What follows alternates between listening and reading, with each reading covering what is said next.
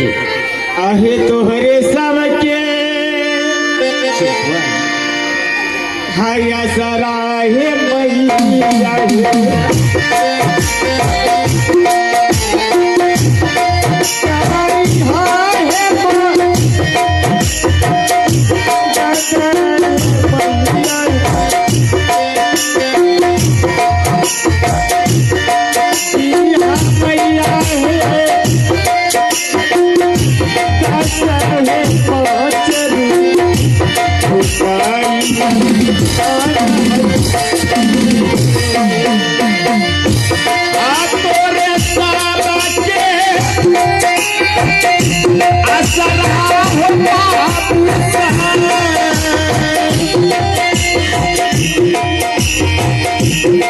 आज है भाई रोहित कुमार अमानत टोला यानी स्थानीय निवासी रोहित जी की तरफ से इस बच्चे को तेल लगाने के लिए 21 रुपए हैं अपने कंपनी की ओर से लाख लाख धन्यवाद।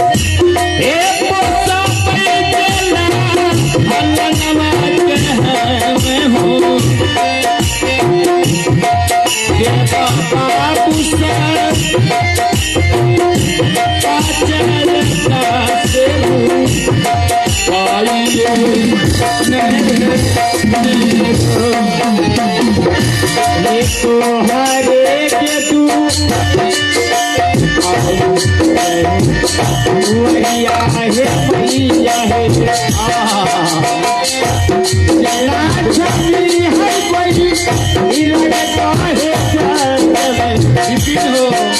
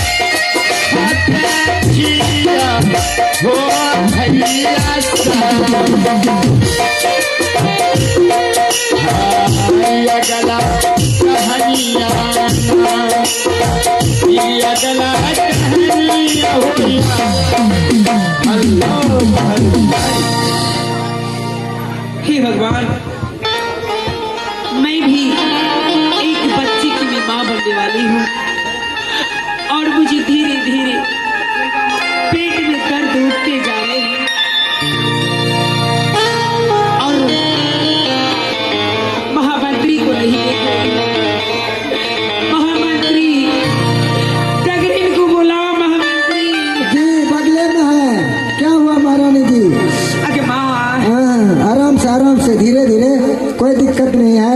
बात बताइए महामंत्री जी। डगरीन को बुलाइए। डगरीन को?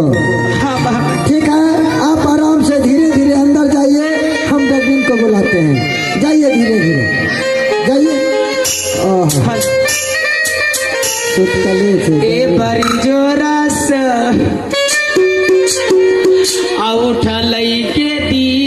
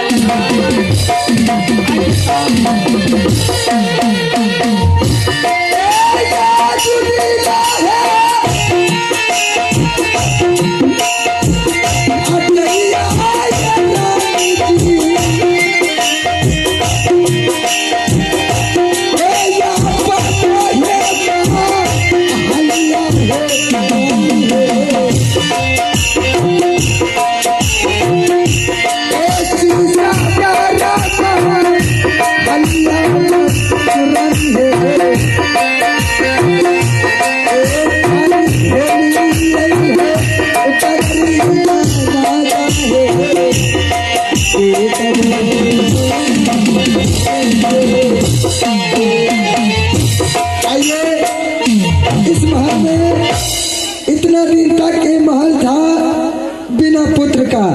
आइए आज इस दरबार में जो है एक पुत्र होने वाला है। हम यहाँ से चलते हैं डगराइन के पास ताकि डगराइन को बुला के लाए। यहाँ प्रसव का समय है। आइए चलते हैं डगराइन के पास। अच्छा तरा अपना भी आई बाबू जी